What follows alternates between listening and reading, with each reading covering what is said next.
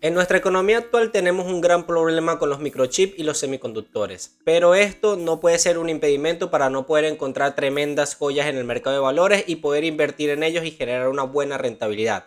Para esto tenemos varios ejemplos de compañías como lo pueden ser Qualcomm, como lo puede ser Nvidia o Taiwan Semiconductores, que serían los tres players más importantes del mercado. Sin embargo, también existen otro tipo de compañías, pero que yo prefiero no fijarme en estos momentos porque actualmente considero de que estas serían las tres principales que puedan llegar a resolver el problema de la escasez actual que hay. Y también aquí podemos incluir a la compañía de Intel, pero de esa hablaremos en un siguiente video, porque el día de hoy he querido hacer un análisis de la compañía de Qualcomm, porque considero que me ha quedado muy interesante y esta compañía tiene mucho que decir a través de su contabilidad y su modelo de negocio. Así que sin más que decir, vamos a ver por qué Qualcomm pudiera ser una buena oportunidad de inversión.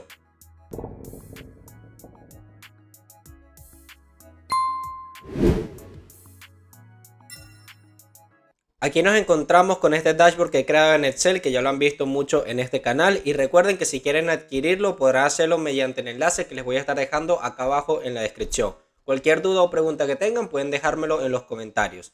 Así que de manera inmediata vamos a comenzar viendo cuáles son los datos más importantes que tenemos sobre Qualcomm. Lo primero que tenemos acá abajo es la evolución del EPS, que lo tenemos desde el 2013 hasta finales del 2021.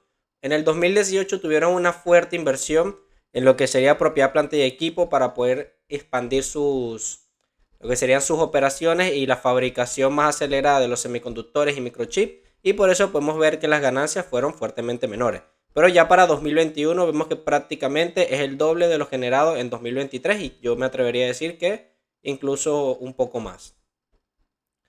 Yéndonos a la parte de la salud financiera, podemos ver que tienen una deuda bastante justa, una deuda a largo plazo que tienen que cumplir, pero la liquidez al corto plazo tenemos que es bastante buena.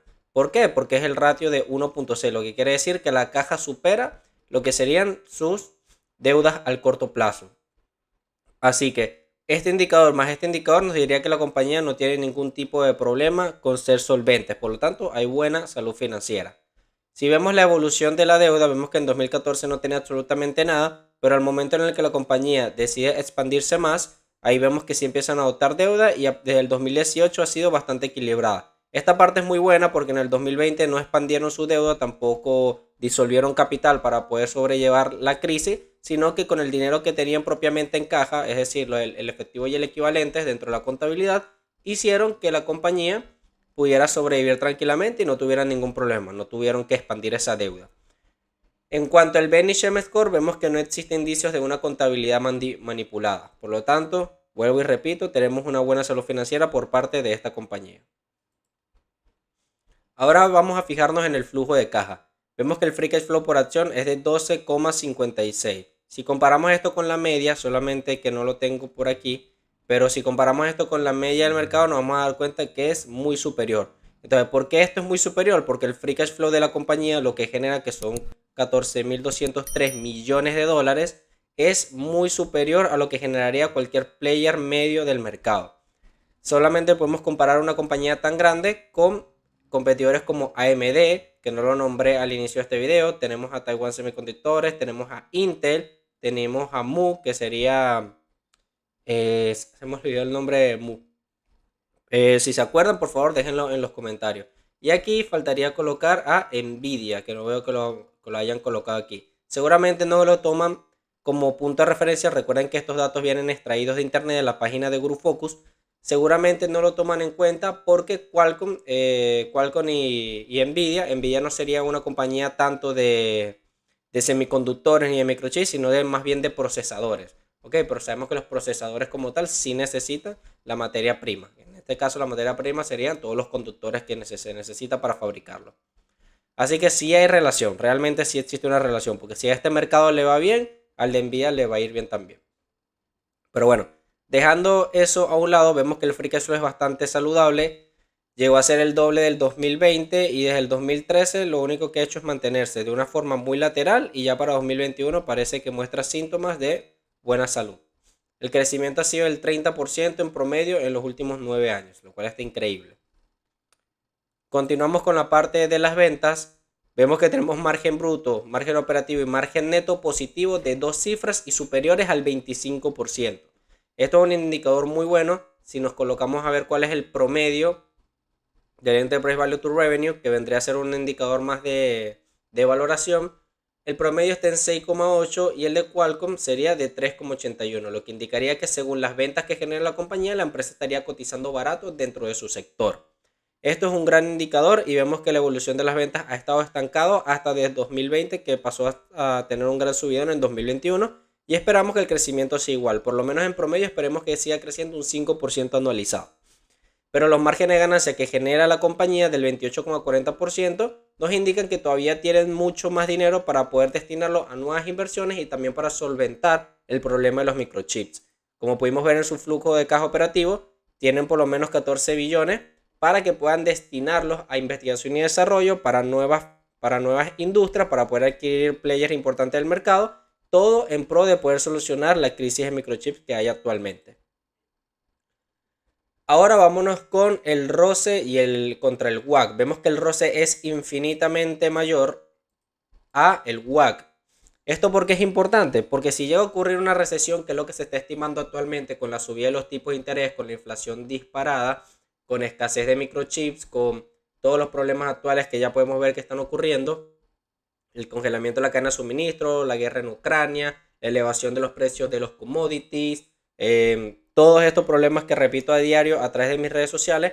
Si todo esto llegase a ocurrir y existe una subida fuerte de tipos de interés, entonces no va a tener problema Qualcomm porque es muy superior al WACC. Complicado sería que el ROCE fuera del 10% y el WACC de 8,31, porque con la subida de los tipos de interés el WACC se va a encarecer y va a superar al ROCE. Y si esto pasa, la empresa va a empezar a perder valor, va a empezar a destruir valor. En este caso lo tenemos muy bien cubierto. El ROE por su parte vemos que es del 100%, lo cual está muy desfasado y esto habría que calcularlo nuevamente, pero está en torno a al 30-40%. Si nosotros lo queremos, si nosotros, ¿cómo decirlo de una forma que se pueda entender?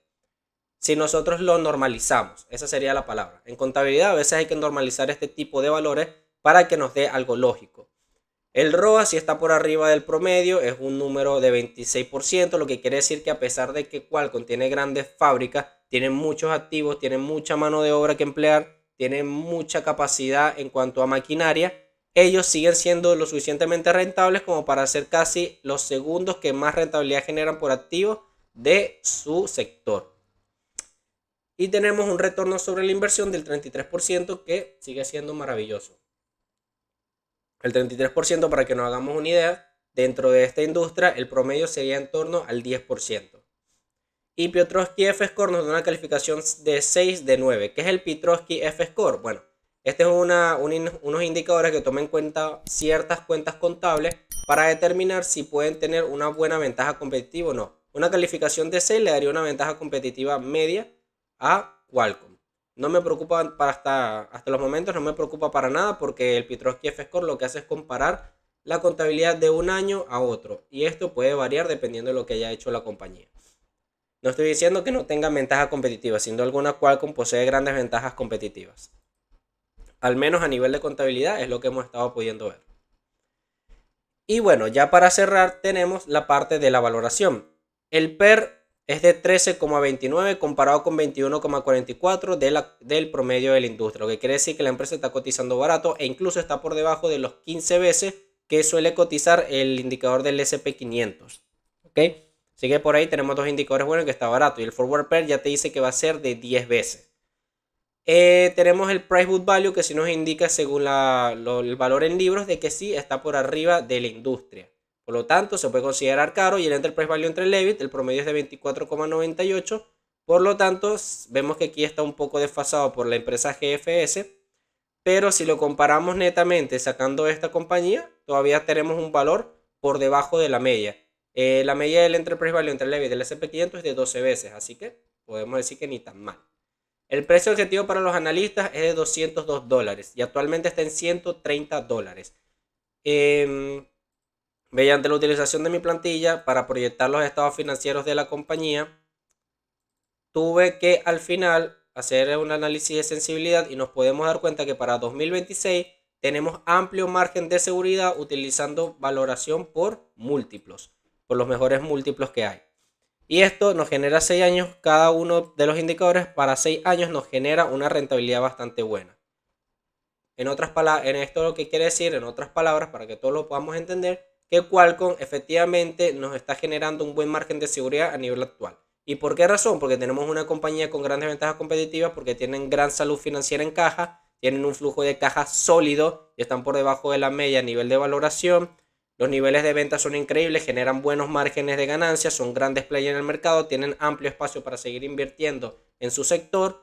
Los ratios nos muestran una rentabilidad estupenda que hace que los inversores todavía sigan queriendo colocar dinero dentro de esta industria y la valoración nos está generando margen de seguridad. En otras palabras, Qualcomm tiene una calificación buena para ser una empresa muy interesante para invertir. Tengo que hacer el disclaimer como siempre y decirles que esto no es una recomendación de inversión y que cada quien tiene que hacer su propio análisis y tomar sus propias decisiones porque lo que funciona para mí puede que no funcione para ti. Así que sin más que decirles, yo soy Carlos Mesa, un simple analista de inversiones más y nos veremos en un siguiente video. Chao.